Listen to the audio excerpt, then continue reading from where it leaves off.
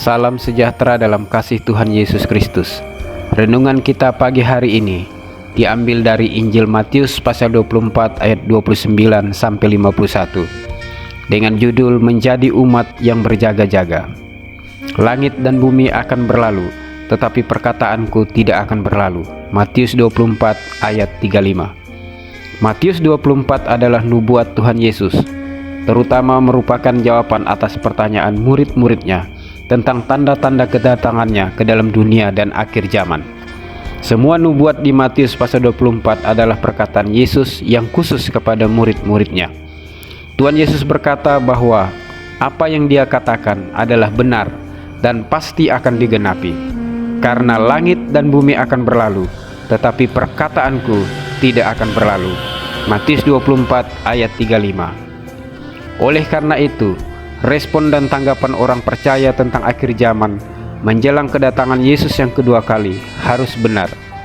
Sebelum kedatangannya akan ada tanda-tanda yang menyertainya, misalnya tanda-tanda alam, kehidupan sosial dan tatanan masyarakat yang rusak, manusia kawin dan mengawinkan, penganiayaan terhadap mereka yang setia, penolakan terhadap Yesus dan murid-muridnya, atau antikristus, munculnya penyesatan. Kita tidak tahu kapan Tuhan Yesus akan datang yang kedua kalinya. Sikap umat Tuhan adalah berjaga-jaga. Kata ini menunjukkan siap siaga, terus-menerus saat sekarang. Arti kedua adalah sadar. Alasan untuk siap siaga dan sadar adalah berlaku untuk saat sekarang, bukan saat yang akan datang. Orang percaya harus siap siaga dan sadar saat ini. Apabila Tuhan Yesus datang seperti pencuri dan kembali seperti Tuhan yang pergi ke negeri yang jauh, Tuhan Yesus mendapati kita berjaga-jaga dan kita seperti hamba yang siap sedia untuk melayani Tuannya. Matius 24 ayat 43. Berjaga-jaga dan sadar artinya kita fokus kepada Tuhan Yesus dan apa yang difirmankannya tentang akhir zaman, dan memiliki kemampuan untuk membaca, menganalisa, meneliti tanda-tanda zaman.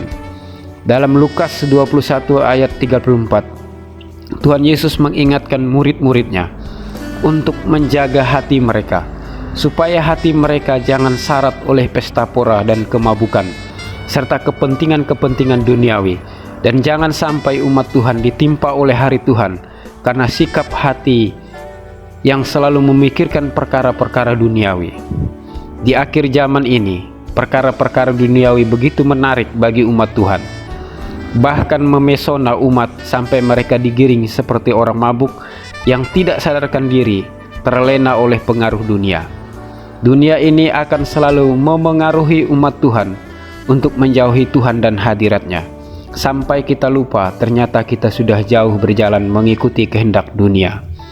Marilah kita menjaga hati kita agar tetap berjaga-jaga dan sadar, serta tidak syarat dengan pesta pora dan mengikuti kepentingan duniawi. Tetap fokus pada apa yang Yesus firmankan, karena perkataannya kekal. Dan ingat, Dia akan datang kembali yang kedua. Sudah siapkah kita sebagai orang percaya? Amin.